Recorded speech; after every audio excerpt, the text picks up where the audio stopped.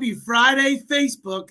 It's another edition of the Superstar Show with yours truly, Chad Double D Levine. I hope everyone out there is enjoying this somewhat decent weather. It ebbs and flows back and forth. I heard there's a little more corona out there, but something tells me most people don't care anymore. I don't know. That's just a hunch.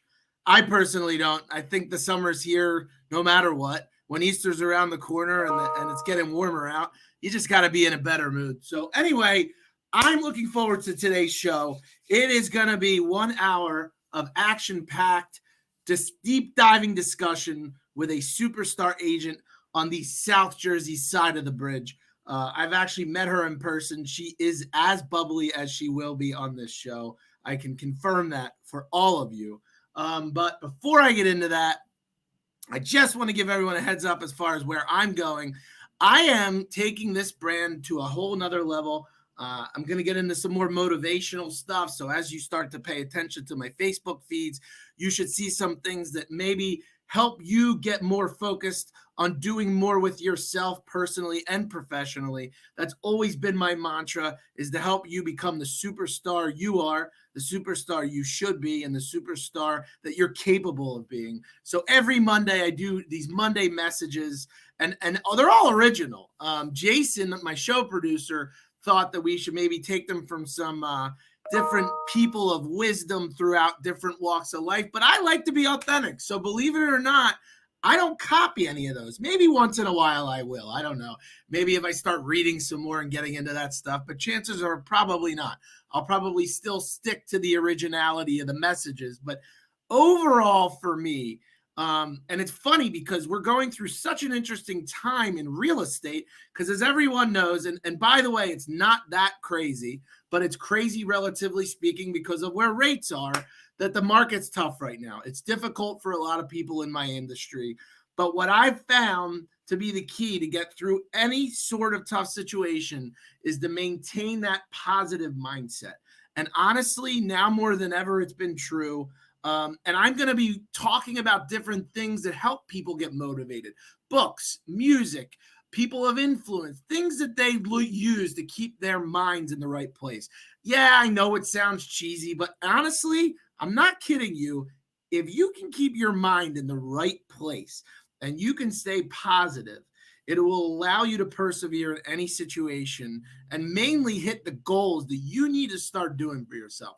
I need to do them. I am not good at keeping my goals. And when I say not good at keeping them, I mean some of them. I'm the type of person that does one thing really, really well, and the rest, But I'll be honest with you. If my mind stays focused and I can really block things out, I'm always so much more productive. But anyway, I don't want to go too long on my rants. That's not why you're here. You're here to see a much better looking individual with a much better personality. So without further ado, I'm going to bring to the stage Miss Colleen Dorigo out of the Keller Williams office in Washington Township. Colleen, how are you? Hello. Welcome how are to you, the buddy? Superstar Show. Thank you very much. Thank you for having me. Oh, I'm so my excited. pleasure. My Kind pleasure. of, sort of. You're going to be fun. I told you before, there's no difference between off camera and on camera. Very true. You were like, be yourself. Just be yourself. And I'm like, I guess so. I'm that every day. So Here I am. So Colleen and I met a couple weeks back at a colleague's birthday party, and she pointed out to me that we had interacted over a post that we share a mutual love for the Real Housewives of New Jersey. I mean, the Real Housewives series, period, right? But the Real Housewives of New Jersey specifically, because I've never seen a piece of reality television that is more entertaining. And you know what the funny thing, Colleen? I don't really think they act that much. I feel like that's who they are. It's all them. I agree. They're all nutbags, right? I love them. Well, I do have a favorite. I think we talked about. Am I allowed to call them nutbags? Is that offensive? No. Okay. Not at all. Not at all. That's why I think we love them, because we can kind of relate to them. Yeah. Kind of, sort of. So who do you relate to most? So, well, my favorite on there is Margaret Josephs. She is my favorite. And I guess I can say I relate to her because she's, she's a business boss. And Yeah. she's just cool. She's a rad chick.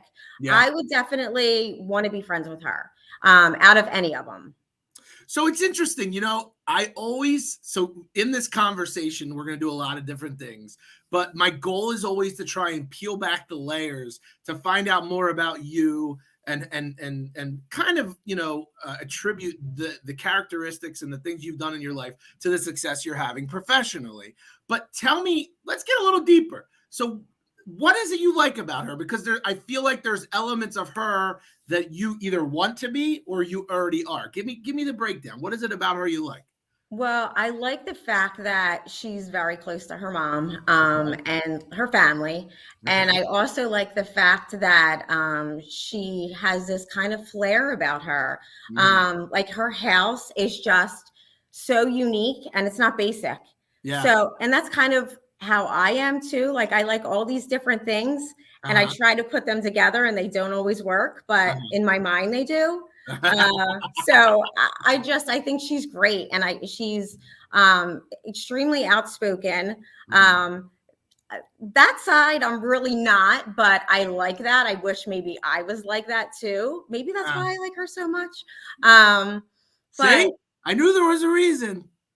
Exactly. Okay. Exactly. All right. And I love the fact that she always has that cute little dog. And I have 2 French bulldogs that I adore. So, you know what? It's funny because I never really thought about the reason why I liked her. Yeah. I just was drawn to her and makes me think. Yeah. Well, I feel like that's common. There's always a reason why there's a character either on television or some other public figure that draws you to. You're drawn. Right? Yeah, I agree. Like, I agree. And I'm trying to think of the individual that I still like. I'm a big fan of these business shows, so I like Shark Tank and all that. Dude, I love Shark Tank too. I do. Are you an I like Undercover Boss. I like Undercover Boss. I like Undercover Boss. But before we leave the subject, one quick question: what's your take on Margaret Joseph's husband? Because I feel like, they're not compatible. Your husband's in the pool. Opposites attract. It's weird, right? Yeah, I like him though. I do. Yeah. And I like that he cares about her and it shows. Yeah. He's always defending her. And I like that. You're right though. They are complete opposites. Yeah. Complete. I always thought it was intriguing that the two of them were together. I don't know. Yeah, I read her the book on audiobooks. I love the audiobooks, and it was great. It was like her life story. You read her book? Mm-hmm. Oh, it was good. It was good. Okay. It was good. All right. Yeah, it was really good. I mean, I would actually recommend it, not just because she's a housewife, but the story is really good. Her story is really good. Yeah, interesting. Okay. Listen. Who's your favorite on there? That's a really good question. And it's a hard question because I feel like that my answer gets clouded by like whether every season you change it up. Are they the best looking or are they like, it's such a hard. So I feel like you have to have categories, so I would say like the most, I don't know, the most relatable person out of everyone. I think you and I both like Dolores for that that respect, right? I do like Dolores. I do. Think the most entertaining is definitely Teresa. Yeah. The one that I hate the most is Jen. Don't like her. Don't like her at all. I think she's just trying way, way, way too hard. And then I always had a crush on what's her face? Melissa. Yeah. Who hasn't had a crush on Melissa? And I like. I get it. Obvious. Yeah, I mean, it's okay. You know what? We're all friends here. We're all friends. Yeah. Oh, yeah. All right. So I'm going to get back to, because you told me I can kind of go over there was nothing I had to leave out. So when we cross over your love life part of the show, we can talk about how like you like the nice guy and all, because I could tell with the Joe and the good to the mom and blah, blah, blah, blah, blah. Right. So we'll come back to that. Okay. So tell us where you're broadcasting from. What is that fun wall you're in front of? So I'm actually in the Keller Williams, Washington Township office. The wall behind me is awesome, isn't it? Yeah, I like and it. I'm in the training room, and it's super cool. We're actually doing a remodel here. Yeah. So the transformation so far is so cool. And we needed it. We needed a little facelift, and the whole building's getting it. So it's exciting.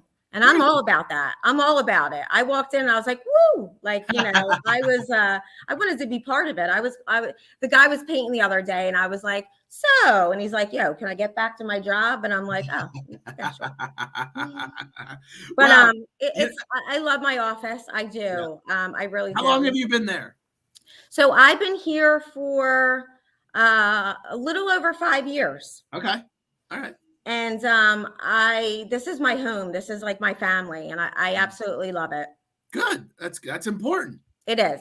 It's extremely important. Yeah, that's very and I tell, new agents or, agents coming in the business, you got to love who you work, not only for, but with. Sure. But you got to find your home and what's going to be best suited for you. That's truly what it comes down to.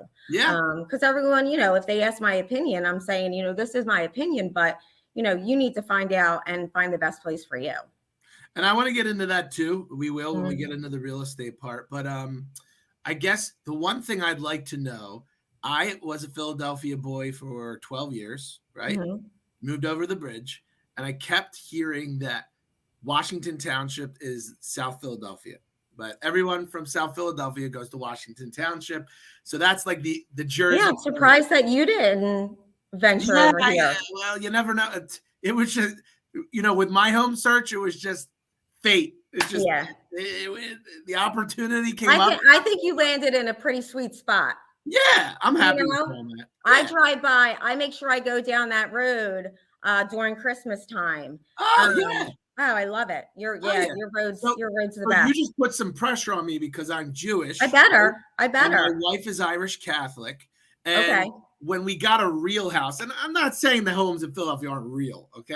I'm not saying that. But I lived in a row house. So there was no pressure to decorate, okay? When you move over the bridge and you have a standalone home, there's pressure to decorate. Right. Totally different animal. From South Philly, all you're doing is changing your front stoop mat and maybe putting a flag out, That's it. I had no idea what I was doing. Still don't know what I was doing. Still don't know what I'm doing. My wife, I'm going to be completely honest, my wife does the majority of the decorating and my father-in-law. But I don't have experience. You got to give me a break. Well, how long have you been there? Because your time may be up. You can't keep using that excuse. Well, can't. But what I found, you can at least put pumpkins out. That's not hard. No. So my wife likes to decorate, but so what I found is you've got to. Your decorations have to expand year after year. Absolutely. So and you can't just put a blow up on that front lawn. How'd you know me so? I swear to God, right? That's all I wanted to do, the land of blow ups. That's no, all I wanted to do. And my wife literally, she's like, "That's a cop out." She's like, "You're not doing that." So you just can't do that. That is easy. But that's something you can't do. But you could go to Walmart and probably get 12 of them and be decorated. I'm going to tell you the store in South Jersey that is a Christmas bonanza. Okay. You know where the at-home store is behind the Cherry Hill Mall? Yes. That store for Christmas stuff is unreal. Get out. Okay. I'm talking I've never seen stuff like this before. So I don't know if I've been. We have an at-home store in Washington Township too, but I don't think that I've ever been during Christmas time to see that. I mean, I've been there other times, and they have, rows and rows of all the same stuff. So I could just imagine what Christmas time looks like. It's bananas, and I was totally hooked. Anything that lights up and makes noise, right? I'm all about it. You're all over it. I'm all about it. Well, for your kids, you have small kids. So for you, I like to tell you it was totally for them, but when you grow up Jewish, you miss a lot of Christmases. I get it. I So I'm get it. making up for some lost time. I you know? understand. I understand now. So I get it. I think I'm equally as elated, I should say, as they are with that stuff. That's awesome. You're like a big kid. I am. You can be now. You gotta be. You gotta be. I love it. So tell me, this is what I want to know. Is Washington Township different towns? Like, is it just like, what is Washington Township? So, I mean, it's a township, of course. Right. And it has a couple of different mailing addresses. Like you have Sewell, you have Turnersville, you have Blackwood, and I'm probably missing some, but they're all in Washington Township. No one but no one uses the. No, I live in Washington Township. That's what they're saying, you know, or I want to live in. But if people aren't from around here, you know, and they say, oh, Blackwood, you have to kind of explain, oh, well, you know, the Blackwood mailing address or the Turnersville mailing address is still, you know, Washington Township taxes and schools. So they kind of get the clarity of it. Got it.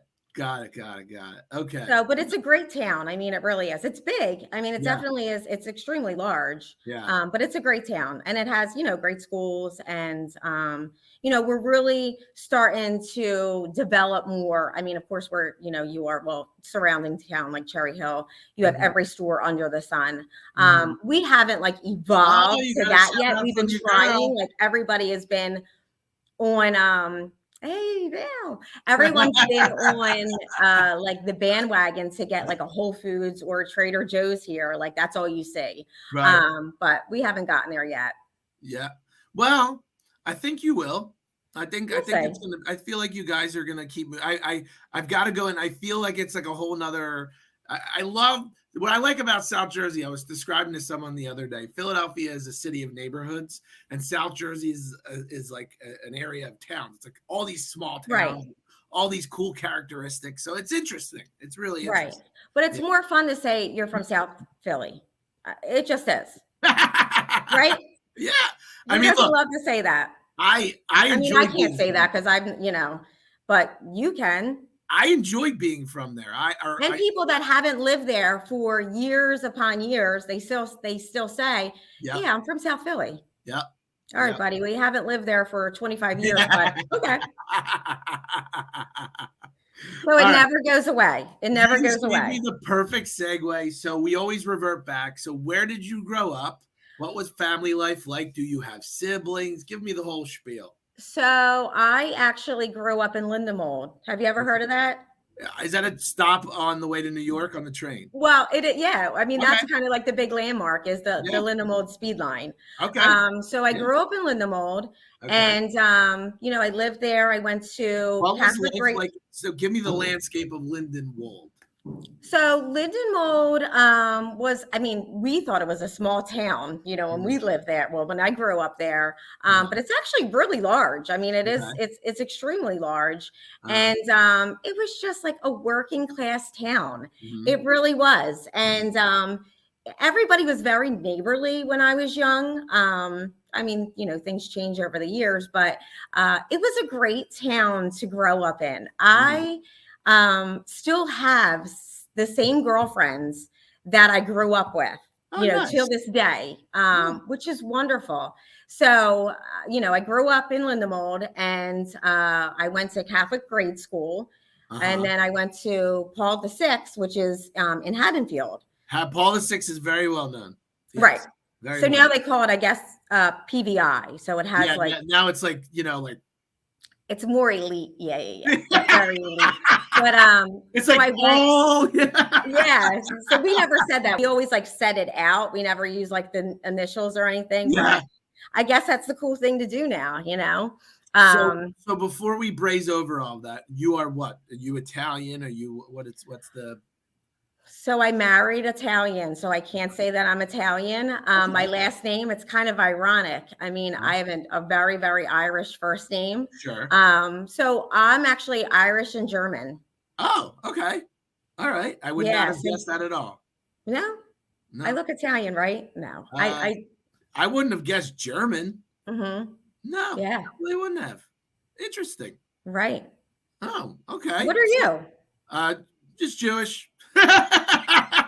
We're all Russian. Most of Jewish. us came from some part of Russia, Poland, but like, Eastern Europe. Okay. Yeah, nothing exciting. Come on.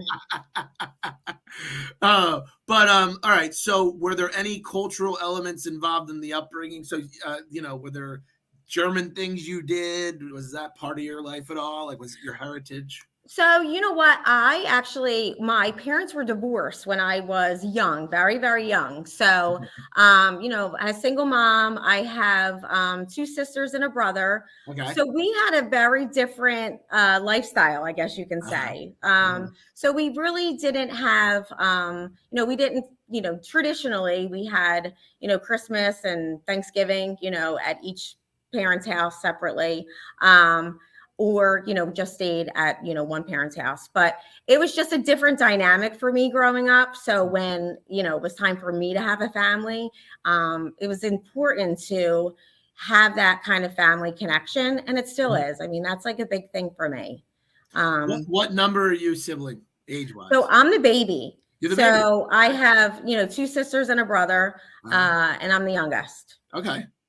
That's cool. And we're all super close. Like my 2 sisters and my brother, we all live about, I don't know, like 20 minutes from each other. Nice. So, and my one sister actually still lives in Lindemold, and my brother does too. So it's kind of cool.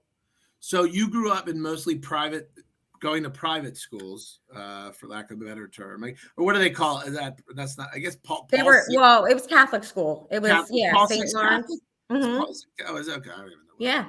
Okay. Yeah. So what was that like? What was that like for you? It was cool. I mean, it definitely was. I say it was cool because that's all I knew. Right. But our classes were very small. Well, grade school, our classes were really small, and it was very community. Like everybody knew everybody, and everybody looked out for everybody. So it was just a really, really nice, like school to grow up in. And then when you got to high school, it was like culture shock because we were so used to being with these 20 kids all the time, or 25, no, not even, like 22 kids in grade school. Then when we go to high school, we got thrown to the wolves, literally, like thrown to the wolves. So we were like, yeah. Well, I was like, yeah. But it was cool. Like, do you know what I mean? You thrived off that environment. That's something you liked? Yeah. I did. You know why? Because there was more people for me to talk to. I mean, that's truly what it came down to was, that's really what it was all about. Who could I talk to? Who could I meet? So you started networking at a very young age. Yeah, it's so funny. I did. It's funny because I was talking to my mom the other day, and since my parents were divorced, she used to belong to a group called Parents Without Partners. It was kind of like a date, like before online dating. It was like a group. Yeah. So they would have like monthly meetings that they would plan like activities to do. And I was young. I was like, maybe 8 or 10. She said all the other kids would be playing together. And here I am with my notepad and pen writing down the activities for everybody and how to mix and mingle. It's funny you said that because she just told me that story. She's like, oh, yeah, remember when you used to sit down at the table with the 12 adults while the kids were playing?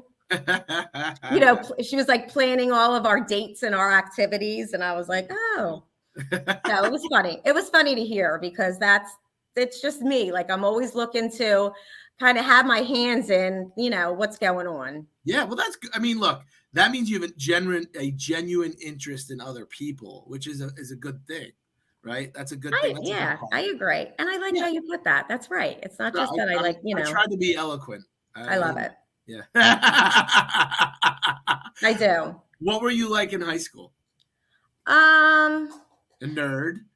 So very nerdish. No, I mean, I was in religion club. No. Okay. But what is religion club? What is religion club? It was like, really just a club to stay after school so you could hang with your friends. Okay. Pretty much. So that's not what I would call religion club. No, but that's kind of what it was. I mean, it was called religion club because you needed a certain amount of clubs for like the National Honor Society and stuff like that. So, but I was on student council in high school. I That's all you're going to give me on Religion Club? Was there any religious talk? I mean, yeah, I'm sure. I mean, I know that we always said prayers and stuff like that. Like, I'm sure that there was like religious talk, but we were just like, okay, well, who's bringing in the snacks? Like, that was like really what was like the best part of it. You And weren't then you doing got to take the late bus home. So then that was even cooler because Okay. usually the football team like took the late bus too. So there was always like a hidden agenda because of it. Okay. Okay. So we were like, all right, well, if we take the late bus home on Monday's, football, and you know who's on the late bus, like, there's always a hidden agenda behind it. Of course. So, okay. So interesting. Did you fall in love in high school? Did you have a first kiss? Any good stuff that you could tell us? So me and my husband have been together since high school. Ah, Yeah.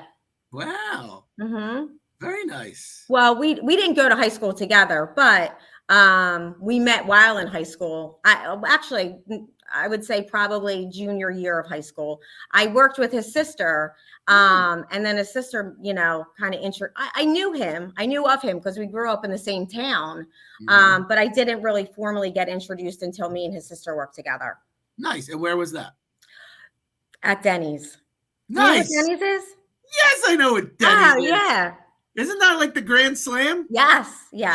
Yeah, come on. Look at me. I know Denny's. Do I know Denny's? Look at Yeah, Denny's. Everybody knows that. They're like, you mean like the Grand Slam? And I'm like, yeah. So everybody references Denny's with the Grand Slam. Did you make some good tips at Denny's? I served a lot of Grand Slams. That's what bought me my first car. So that's what I was going to say. The Grand Slam. Did you make good tips? Wonderfully. Fun fact, I did. I made really great tips. And when I was in high school, we struggled. I lived with a single mom. Do you know what I mean? So it was like not always, the best scenario. And where I went to school, it was pretty elite. Like there was a lot of kids that were very well off. And then here's me. So Denny's really was a huge help for me because I got to kind of feel like I had because, I really didn't, but that's interesting though. Yeah, I loved it. We used to hustle like there's no tomorrow. Yeah. And it was a social job. It was. So we used to work overnight. Remember like 11 to 7 where you'd have like the crazy drunks come in. So I would be your waitress and then they would be like, oh, counting their money. They'd be like, oh, is this a 10? Or I'd be like, you're missing another 20. Like, do you know what I mean? So it was fun. We had a really, really good time. And I mean, there are memories that I will never forget. Never forget. Anything specific you want to tell us? About Denny's? Well, you just said memories you'll never forget. Meaning like just because they were just fun. When you're just carefree and you just, remember things like just, stupid things. Like, you would say, oh, someone wants to have come in and they want milkshakes. And we'd be like, oh, we don't want to do it. As a kid, you don't want to make the milkshake because it's going to take time, We'd be like, oh, the milkshake machine's broken. Like you would always like have an excuse, So it was just, it was like we really didn't have to worry. We really didn't have like big worries at that time. There was no big worries. Our worries were, what am I going to wear to go out after work? Or, or what time do I have to be in the morning? So I'm curious, just a couple more questions about Denny's. I know you're going to laugh. Like, listen, I get it. Moons over my hammy was my favorite Denny's dish. You have to have one. What is that? So moons over my hammy was like, it was like a breakfast sandwich. And it has ham, egg, and cheese on sourdough. Okay. Amazing. Ham, egg, and cheese. Yeah. You're going to have to Google it now. Moons over hammy. It's called Moons Over My Hammy. My hammy, like Miami. Got it. My hammy. Okay. What was the most popular dish? Was it the Grand Slam? Yeah, I mean that was like the big one because it was like $1.99. It was like the cheap. It was like the cheapest thing on the menu. What was a good night at Denny's? Like, what would you walk out with cash wise? So, I mean, I remember counting, and we'd be like 100, 110. I'm going back too, Chad, because I'm older. So so yeah, I mean, that was like a great night. We would walk out with over $100. Would you? And then it's funny because I would work the night before, and then I always wanted to work the Sunday morning shift because Denny's always had a line out the door, so I wanted to make that $100 again. And was it a local Denny's, like in your area? Yeah, it was right. It was the next town up. So I could just walk right up the street when I didn't have my car. I started working there when I was 15. I always had a little job. When I was 11, I started babysitting, and then I had a paper route.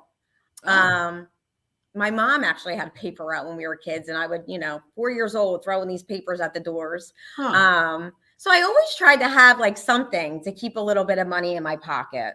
And did you eat for free there? Heck yeah. Yeah, I was just curious. Yeah. I was a Wawa sandwich maker before the so it's funny, I remember back to my odd jobs too. Right. And it's you take from those experiences. Right. I'm sure that there are things that you learned while you were working there.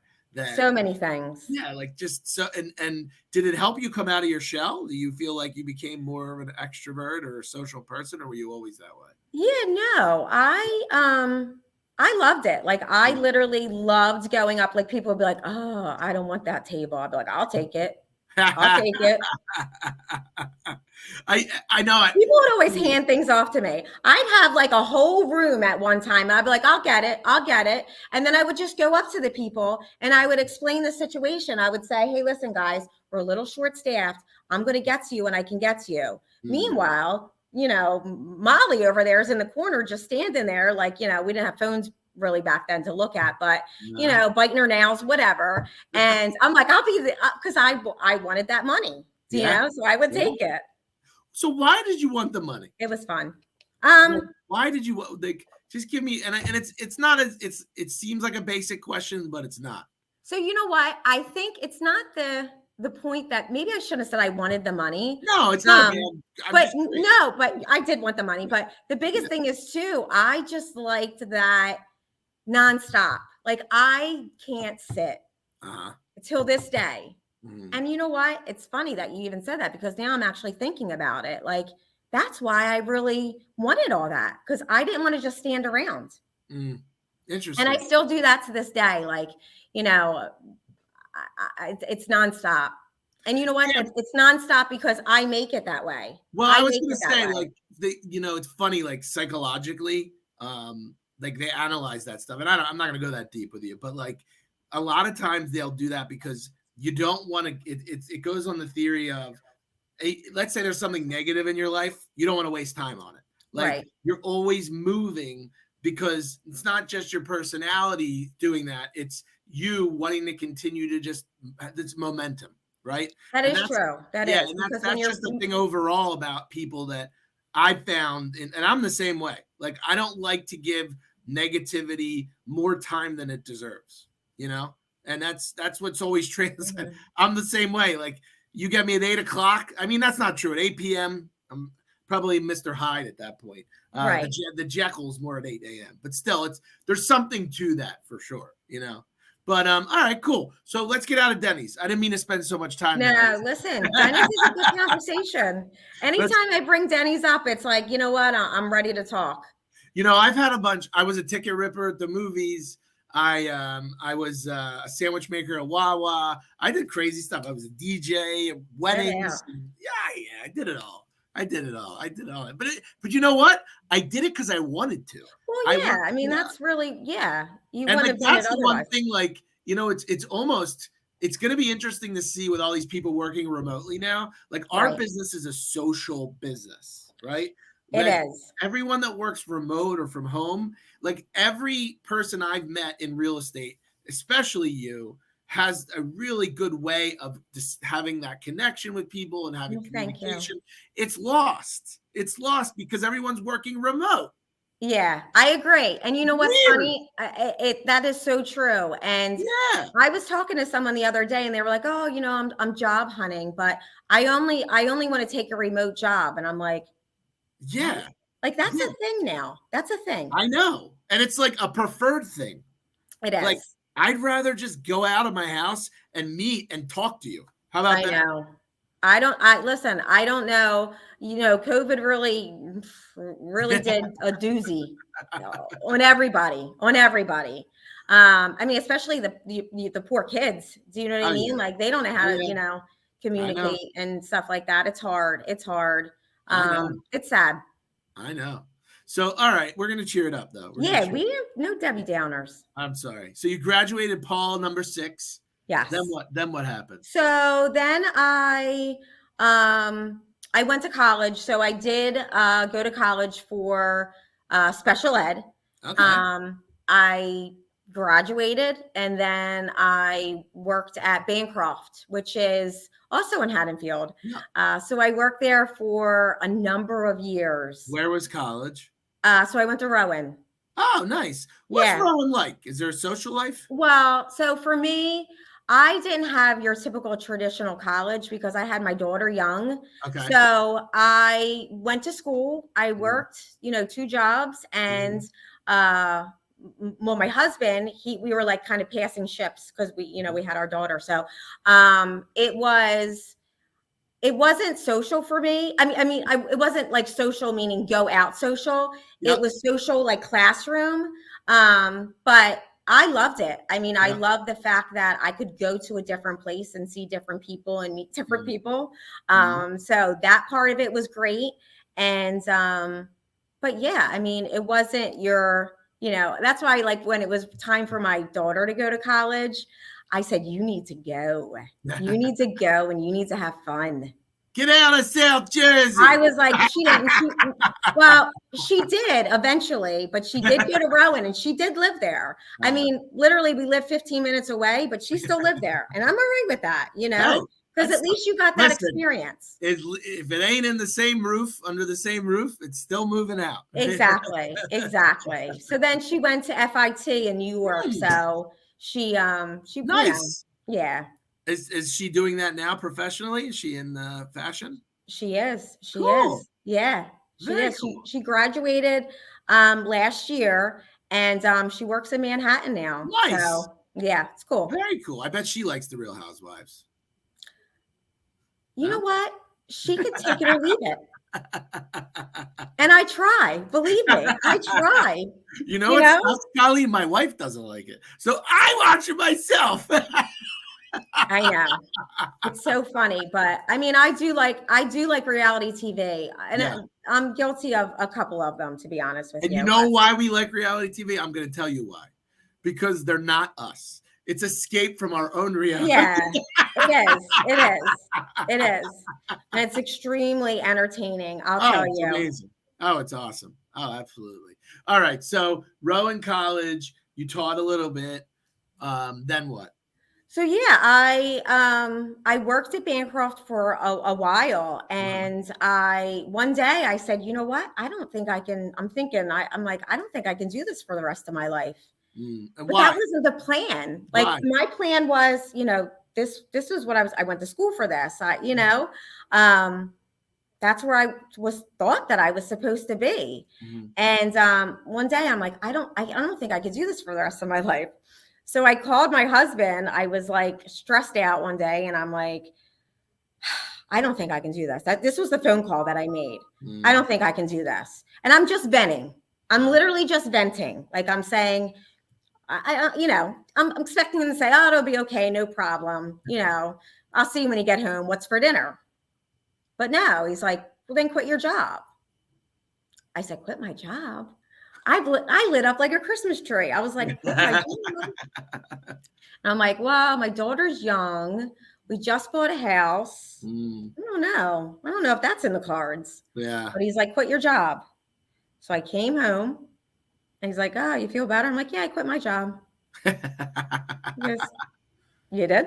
Very supportive, though. Extremely, extremely supportive. And I was very thankful for that, That's great. So we had a couple of rental properties, and I was always like, just intrigued. I was intrigued with it all. But I said, you know what?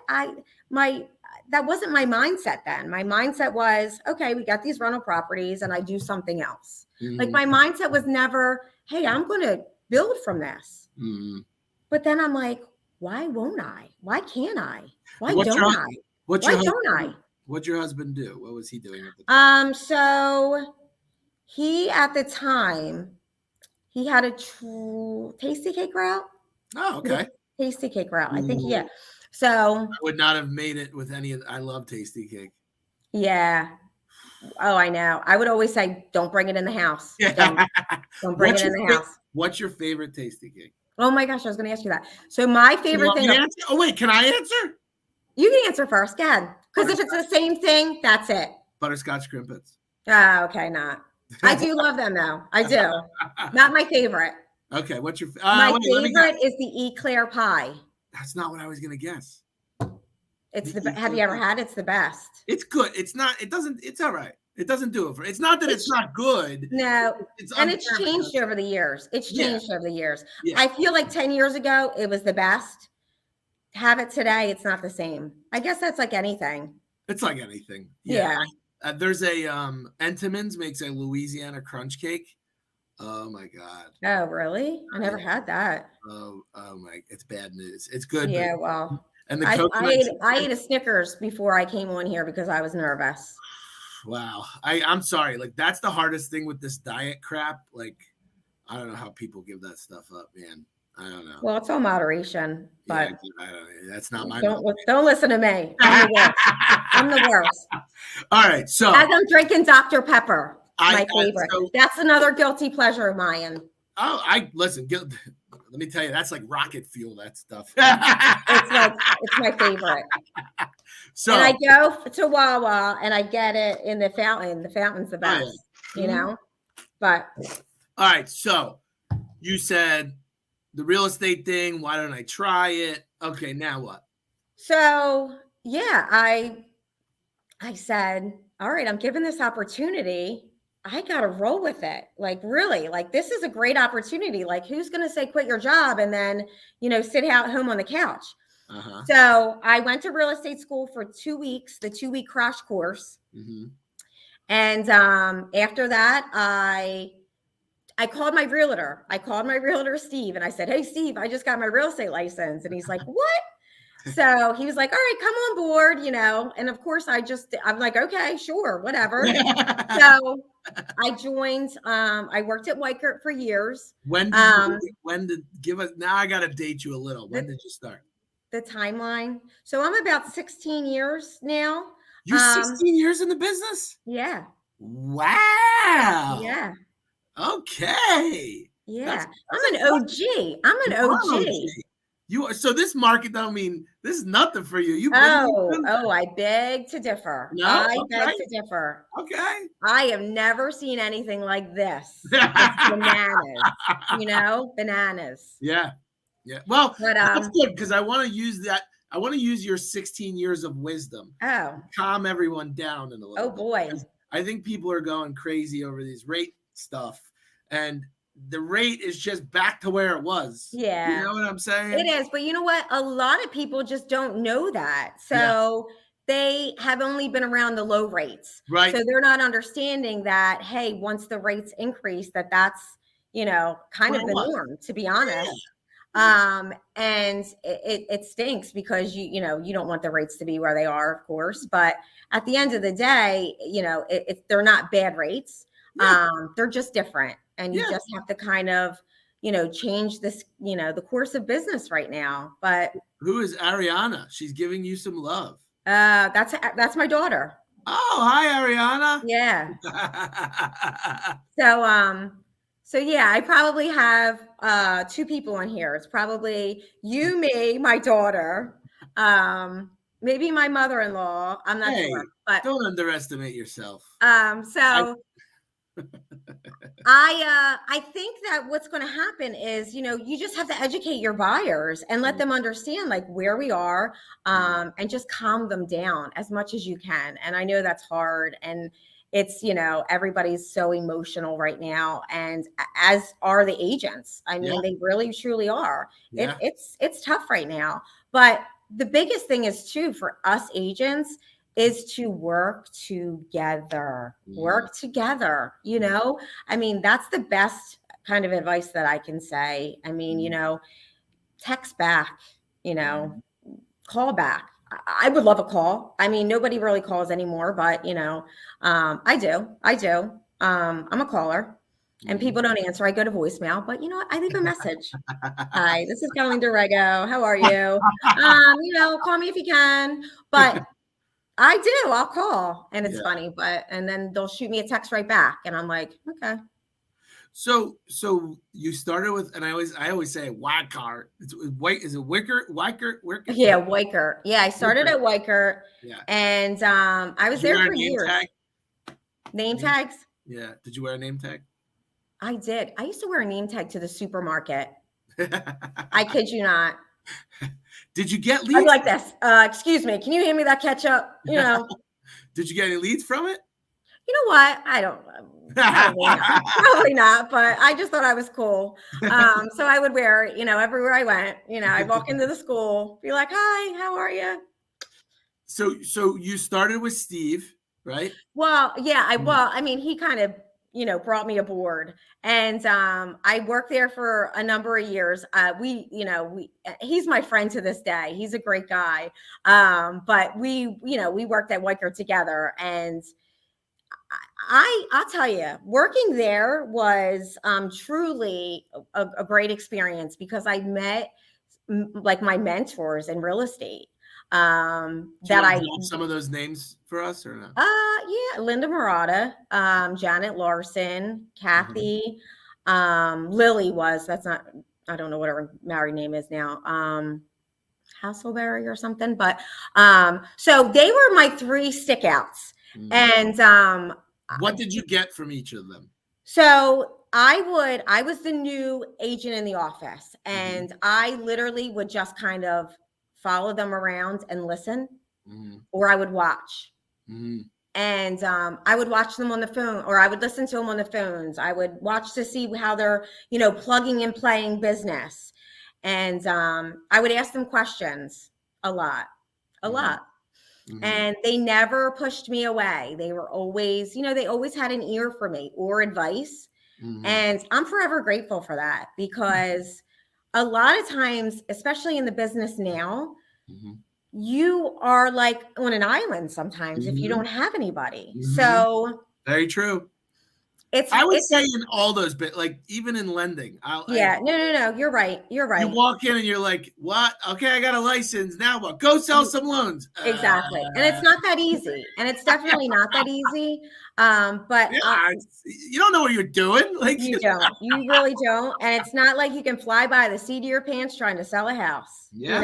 I'm sure people do. Don't get me wrong, but I really just I admire them. I really do. And I do to this day. I mean, we're all friends, you know what I mean? Of course. But just the friendships that, I have made in this business is bar none. It's fabulous. Yeah. And I think that, for me, that's really what it is all about. Not only just building relationships within the business, but, building your client relationship. Like, It's not always about numbers or how much you make or how much you sell. It's about the connection that you make with people and, where it goes from there. Sure. Yeah. I mean, and I think that was my Dr. Phil moment. That was good. It was good. I think you're genuinely all about that, though, because, it's very, look, when you're 16 years in the business, you must be doing something right. It's very, very hard for anyone to last that long in this. I mean, people don't realize it. Agents come and go. It's like being in the NFL. I mean, I'm being serious. Like they really do. And for you to last, you have to it has to be much more than yeah. Yeah. It really does. And that is something that comes across very much with you. I think you're extremely authentic in your desire to connect with people, right? I appreciate it. I do. I think that. I mean, that's truly what I think that I'm all about. Do you know what I mean? Like, I'm not saying that, everybody has to make a living. Sure. But I'm so happy that I was put in that position where I could call this my living, my career, live by design. And I truly am, trying to create something that isn't normal now. Like because a lot of times, like you were saying, people just don't talk or they don't connect. And I want to be that connection for people. You know what? It's simple, but it should work. You would think. Something so easy. Something so easy isn't always easy. So tell me about what you're going through mentally. Like, you get into the business, you have a desire to learn, you've invested the time to do it, right? Tell me when you started to see some success, and then what are the things you're doing each year to improve yourself and your business? So, well, for me, my first year in the business was really good. So I kind of was like, I can only go up from here. Oh my goodness, this is fabulous. But again, I was at the point in my life where everybody was like starting to buy their first house, or you know what I mean? So I kind of slipped in right at the right time. So my first year was great. I was, rookie of the year, like things like that. Like, so I really had what like were you doing? Were you just telling everyone you're in it? Like, do you have a big network already, or? Well, I mean, I guess at the beginning, of course, I was name tagging everywhere. I was business carding like P. Diddy. Like it was one of those things where I was new into it and I wanted everybody to know. Yeah. So that's kind of how I played ball. Yeah. And then I owe a lot of success to open houses. I know, as crazy as that sounds, but I would sit them.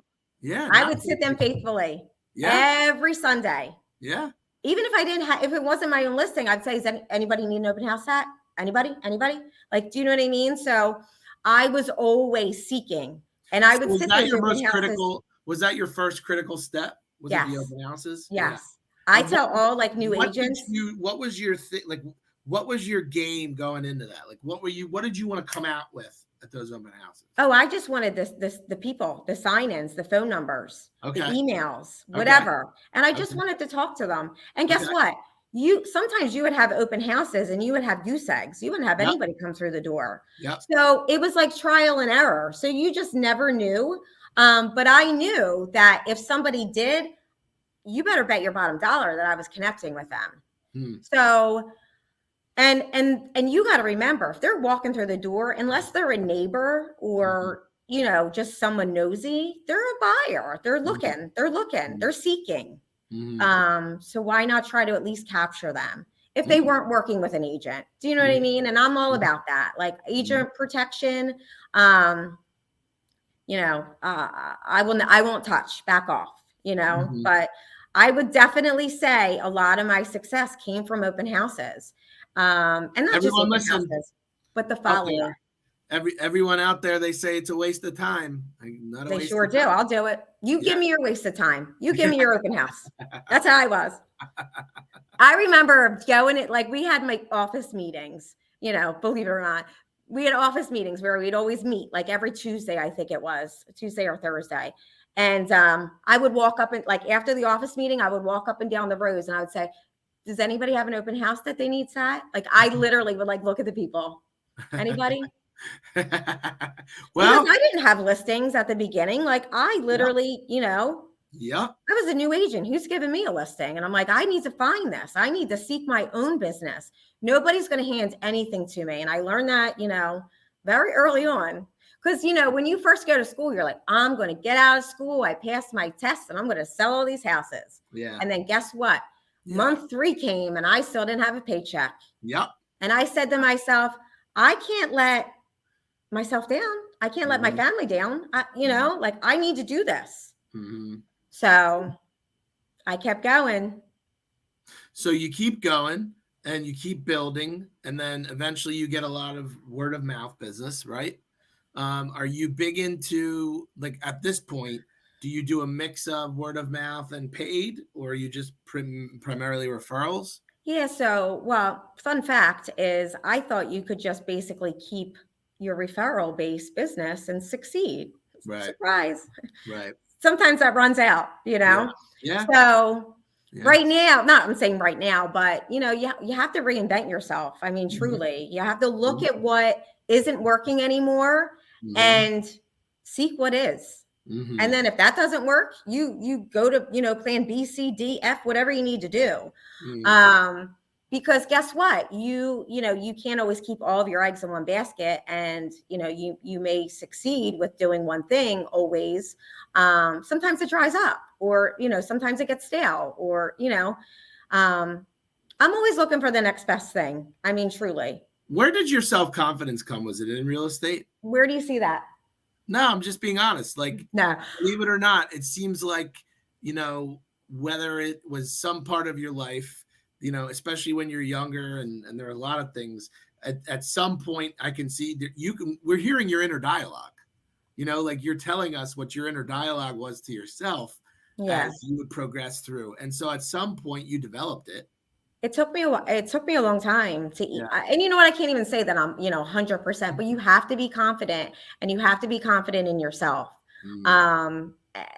Because, there's always people that are going to say, oh, you're doing a great job. Oh, you're doing a great job. But you got to believe that. Yeah. And if you're not, then you need to figure out the reason why. Right. And, figure out your success, your inner success. Right. For me, I would define success would be peace of mind.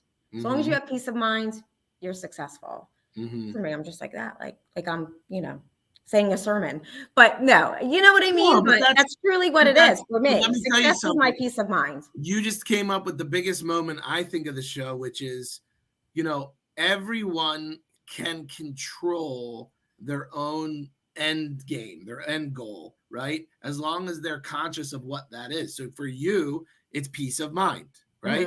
And what that means is when everyone's like, I don't know if I'll ever get to where I want to be. Well, if where you want to be is more clearly defined, you'll get to where you want to be, right? Right. I mean, and listen, it could be baby steps. But you have to take them baby steps. You do. And if it's not working, you have to change. Yeah. And you have to see why it's not working. And you can't depend on somebody else to bring you success or, make you successful. And do you think that stems back from mom being a single mom? Like, where'd you get that mindset? I think so. I do. I kind of was, the one raising myself, no disrespect at all, but it was like one of those things where, my mom, she had to do what she had to do. So, I kind of had to do what I had to do too. And it kind of played, throughout my life. And the good thing is, I always want to just be strong and, show my kids that they can do whatever they want, whatever they want to do in life, they can do it. You just, you dream it, believe it, succeed it. Like that's truly what it comes down to. Are they your greatest? Is that in current day? Is that your greatest? Is it your kids? Is that your biggest source of motivation? You think? Yes. Yeah, and more so wanting to be an example for them. Do you think? Yeah, I absolutely. Like I just want, my kids to basically see that, look what mom can do, just to be just the best role model that I can be, and just always encourage them, and listen and support, whether it be a good or a bad, that's, your kids are always not going to do the right thing. So you need, you got to make sure that you listen to them and, you are present. That's tough too. That's tough for me. So I'm guilty of that because I am guilty of that too. I am too, like with the phones and stuff like that. And, my work is extremely important to me. It really is. And it's hard because my kids are older now. They are older now. And I look back and I'm like, you know what? There's a lot of things that I could have done differently. Coulda, shoulda, woulda. Yeah. Don't beat yourself up because you did what you had to do. Just like your mom did. Right. Exactly. You did what you had to do. And the best thing that I could have done is, I'm in the business where I could be at their sporting events. I could be, my son's baseball games today at 4:00, his first high school baseball game. And I can go to that. Like, do you know what I mean? So I am so thankful that real estate afforded me the flexibility to be able to call the shots. Mm-hmm. So as we close out this chapter of our show, believe it or not, we're done. You know what? And I remember I'm like, listen, I think I'm only going to do 30 minutes. Yeah. Like I tap out, like I'm the wrestler tapping out. Make sure you cut me off. I forewarned you. I'm going to give you a couple, what I call them the fire shots. So they're going to be just quick and dirty here. Okay. So what's the end game for you in this business? So I have a brand and it's called Your Perfect Nest. Okay. You can see it up there on my business card. Yeah. So I'm trying to build that. Cool. So I do have, I'm trying to build the team, cool. But not just the team, but the brand. Yeah. So the brand basically is going to consist of course, real estate, but, community and culture. I mean, that's truly what it's going to be. So that is my next move. Actually, cool. That's the move that I'm in right now. Okay. And why do you want to do that? It's time. Okay. Yeah. It's time. You need more fulfillment. Yeah. You know what? And like I said, my kids I'm not saying they're grown, but they're older now. Mm-hmm. So I can focus on my new baby. I like that. Okay. I know that sounds crazy because I've been in the business for a long time. No. But I just, I never really looked at the number, so to speak. I always just looked at, all right, well, let's, get this going. Let's do better than the year before, Mm-hmm. So it's time. It's time. That's really, the basis of it. And you, what's your piece of advice for, I guess, agents that are just getting in or agents that haven't yet begun their trajectory? So my biggest piece of advice is just don't be cocky. Mm. I like that. Right? Because what happens is, sometimes you get in and you're, all of a sudden you're flooded with business and then you're like, oh, well, I'm too good to do X, Y, and Z. Mm-hmm. You're never better than the next. Mm-hmm. Truly, you're never better than the next. And guess what? If you do know something, help the person that doesn't know it. Yeah. Right? Yeah. Yeah. Leave your door open. If you're in an office, leave your door open. Let somebody come in and talk to you. Have a conversation. Do you know? I think sometimes people don't realize if you're going to be recognized for your excellence, it's going to be in what you do, not in what you say. Mm-hmm. So, just saying, I try not to get caught up in it's an extremely competitive business. And you try not to get caught up in it, Yeah, you don't. Listen, the biggest competition should be yourself. True. You really shouldn't worry about what anybody else is doing. Focus on you. And, then don't even think about it. Don't even think about the competition. Well, better yourself. Colleen, I in our hour-long conversation that you thought wasn't going to feel this long, okay? I've learned a lot, but the one thing that I've learned the most is that I think you're a leader. You have a good way, you have a calming sense about you, but your experience and your knowledge and your wisdom in 16 years in the business is a reason that anyone would want to work with you, I appreciate it. I do. My pleasure. You're pretty cool yourself. Oh, thank you. I appreciate it. Thank you.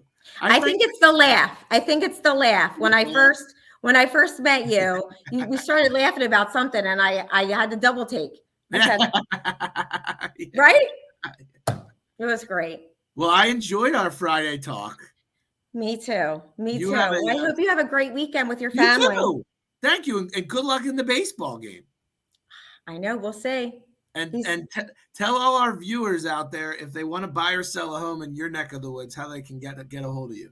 So I am with Keller Williams, Washington Township, and the brand is Your Perfect Nest. But you can reach out to me on my cell or text or pick up the phone. I love to chat. Colleen, it was a pleasure. There's no doubt in my mind of why you are a superstar, having spoken with you for a solid hour now. Everyone, tune in. I will have Colleen back. I promise you that. And thanks, Chad. I will make you make that promise to me. You will be back. Definitely so. Absolutely. Awesome. Everyone have a lovely weekend, and thanks for watching the Superstar Show. Peace. Thank you.